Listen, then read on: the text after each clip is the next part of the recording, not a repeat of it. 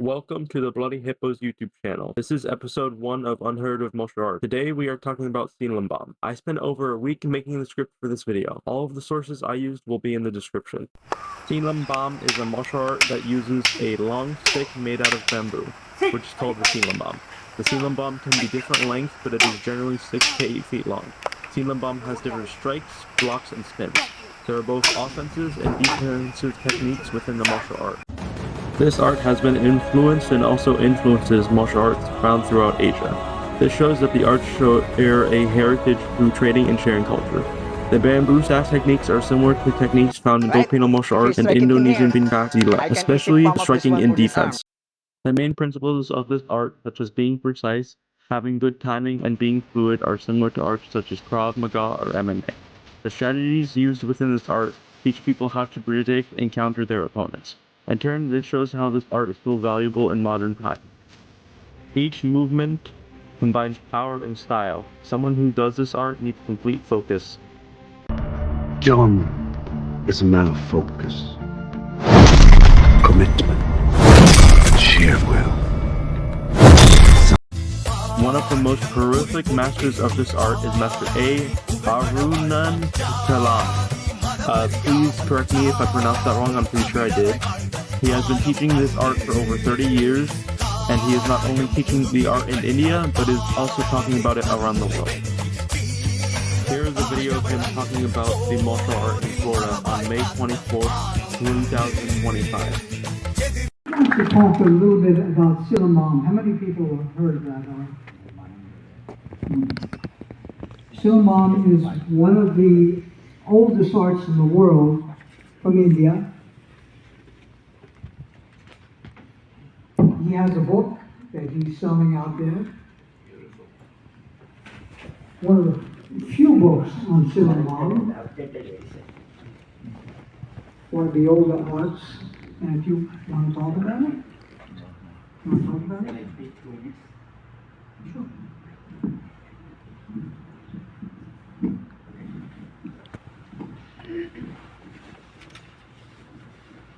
Good morning. Good morning. All grandmasters and masters, members of World Head of and Resourceship Council. By the grace of God, dedication of my masters, great encouragements of dear brother M. Frank Sanchez, supported of all masters, today I am in front of you. It is a golden opportunity to meet all of you. My mother language Tamil is one of the oldest language in the world. Before 2000 years ago, it had a pride word, Yadum Ure Yavarum Keli. The content of the phrase is, each and every towns are in the world our neighbor's town. Peoples are our brothers and sisters. Today, my literature that had proved by World Head of Family Resourceship Council. Really, it is a golden opportunity to meet all of you. My happy thanks to all of you, particularly my special thanks to GM Frank Sanchez for giving a valuable forward for my English book, being named War Weapons of Silambam, an ancient Asian martial art of Tamils from India. At this moment, I wish to say few words about this book. The content of the book is where and when the martial art began, how it spread to all over the Asian country from Bodhidharma land. It means India. About 1 year ago, the archaeological department of our Tamil Nadu state government find a iron weapon samples in Silambam martial art land. Then they sent to the iron weapons to Florida for find the carbon dating. A great result has come. The iron weapons are the oldest iron weapon in the world than Anatolia sword at Turkey. This message also confirmed our Silambam martial art is the oldest martial art depending upon the present day evidences. At this moment, my humble request to you, my martial art is going to a ruin stage. Its days are counted because I am only one grandmaster among 150 crore of the Indian. This is not a happy news, very sad news. My humble request again, please, anybody want to take documentary or film, already I have a shooting slip for all. Once again, my lot of thanks to you and GM Frank Sanchez.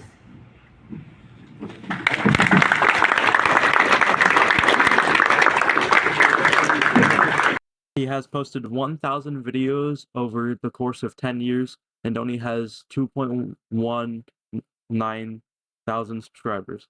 Let's get that number up. In fact, just last month, for the first time ever, he gave a black belt in Silambam to someone from the USA. Is this martial art difficult to learn? Does it have any other weapons? Does it help with fitness? Well, since I do not practice the art, I will instead answer those questions using an interview of a Silambam champion, Ashara Minivana. I probably butchered that, so excuse my language, I just don't know how to pronounce it. Done by Indulge Express. Stand nearby, stand nearby.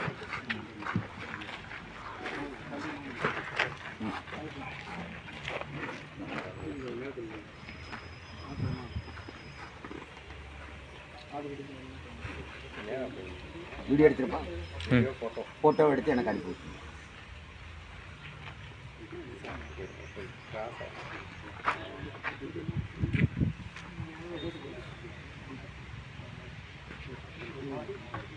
Sasi வாங்க எடுத்தாச்சப்பா So, is it a very difficult art form to learn? I wouldn't say so. That's the thing, right? Any art form takes effort, right? You don't get to learn any art form easily. It needs effort, it needs commitment, it needs consistency. But it doesn't, I wouldn't say that it's difficult for anybody to take it up, because Silambam as a practice is great, because people of any body type, any fitness level can come in and start the practice very easily. The practice of Silambam by itself has a way of kind of molding and preparing the body to move on to the next steps. So from that point of view, anybody can start learning Silambam. But like anything else, even if it's driving, we need to practice to become a better driver. So like that, of course, with practice and with consistent efforts, you keep getting better and better, because you are going to be using muscles that you've never used before. You are going to be learning movements that you've never probably done before. So the body takes time, and if the practitioner is patient and consistent, then I think anybody can learn Silambam.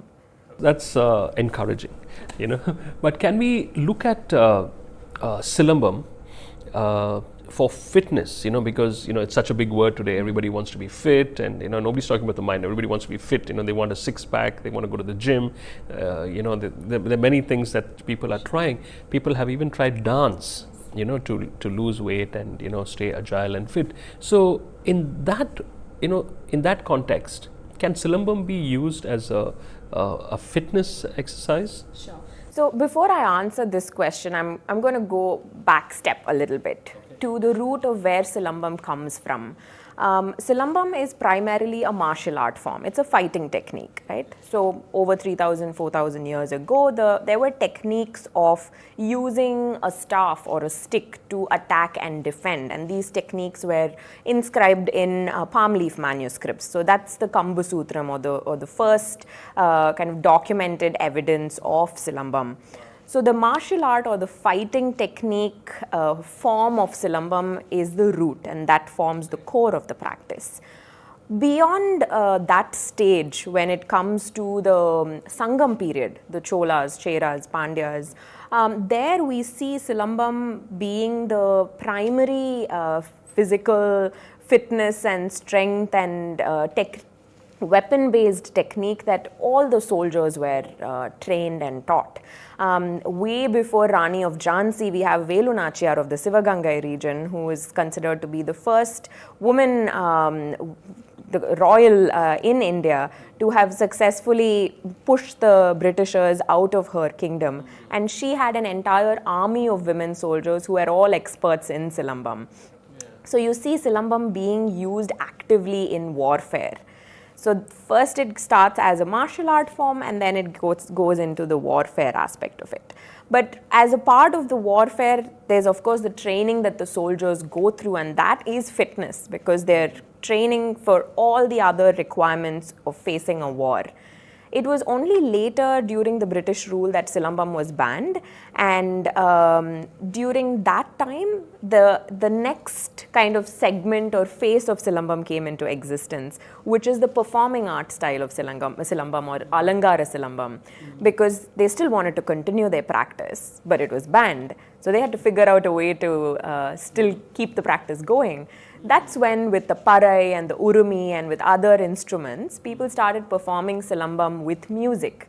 So it looks like a dance form, but with every movement there's an attack or a defense kind of hidden in it. There's fire Silambam, which looks beautiful, and there's all of these different techniques. In the next stage, it becomes a sport as well, right? Where there's the belt system, there are tournaments conducted all over the world. So now, coming to the present day scenario, the practice of Silambam has all of these different facets. It is a martial art form. It can be performed as a performing art, almost like a dance form. And then you have the combat, you have the sport aspect of Silambam as well. A practitioner usually learns all of these facets.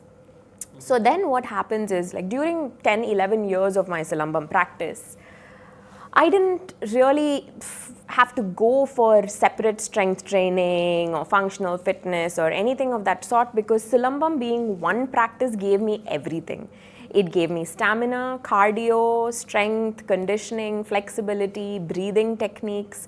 So then together it becomes an absolutely incredible fitness program that an individual can benefit from in so many different ways, right? If we're going to the gym, or if we're doing functional fitness or strength training, we're lifting weights, we're building resistance, we're building strength through various techniques.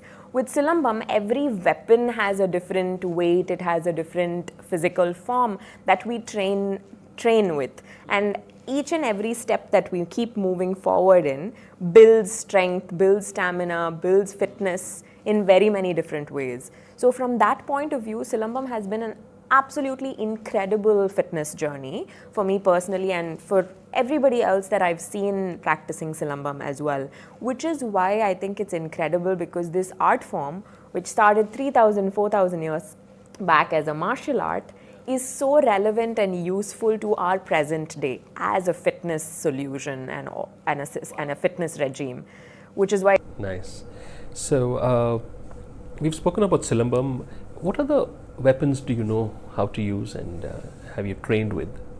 So the primary weapon in Silambam is the staff or the kamb. A lot of people think Silambam means only the stick techniques, but that's not the case. The staff or the stick is the primary weapon, but we do have a lot of other weapons which kind of together form Silambam. Within the stick itself, we have the single stick, we have double stick. And in the single stick, there are different grips. We have double-handed center grip, the extended grip, irattai kai nadu pidi, dura pidi, and then ottrai kai nadu pidi. So there are a lot of grips, and with every grip also, there's like an entire set of techniques. But apart from the stick, we have the man kombu, which is originally made from the black buck horn. But now, of course, we use other materials like metal and wood, which again takes the shape of the original Mankomba. And the Mankomba is very special because it doesn't exist in any other martial art form in the world. We have the Velkamba, which is the spear. Now that of course is a more common weapon. It's a longer stick with a metal tip at the end. There's also swords. We have single sword and double sword. We have the surul, which is the metal whip. That's my favorite weapon. Oh, wow. And it's considered to be the most lethal weapon in Silambam. Because it's sharp, right? It's sharp. It is sharp, and it's 3 blades that kind of opens up into like a 5 to 6 feet long blade. And it also creates this beautiful sound, which is, for me, I enjoy the surul. So surul, again, we have the double and the single surul. There's the other weapon, which is called the chedi kuchi, which is short sticks, and it's usually always practiced or used as a pair. And that again is a very, very special and characteristic weapon in Silambam. And usually people say that only after learning for 12, 13 years, or if you win the trust of your guru, you're taught how to practice the chedi kuchi. It's very lethal because it's made of a bamboo cane that bends easily. So when we are using the sticks, it's hard to even see where they are. So, it's funny because like my friends always make fun of me that I always have weapons in my back seat. Thanks for watching the video. So every time I go to a hotel or when my car is getting checked, people check the boot, but then all the weapons are in the back seat. So these are the main weapons of Silambam: the Mankomba, the chedi kuchi, the surulwal, the Velkamba, and then of course there are a few others like the dagger, and then there is another weapon where it's like a metal ball with spikes at the end of a chain. These are all not common Silambam weapons. The main weapons that I told you before, those are the ones that I practice, and they form the main framework of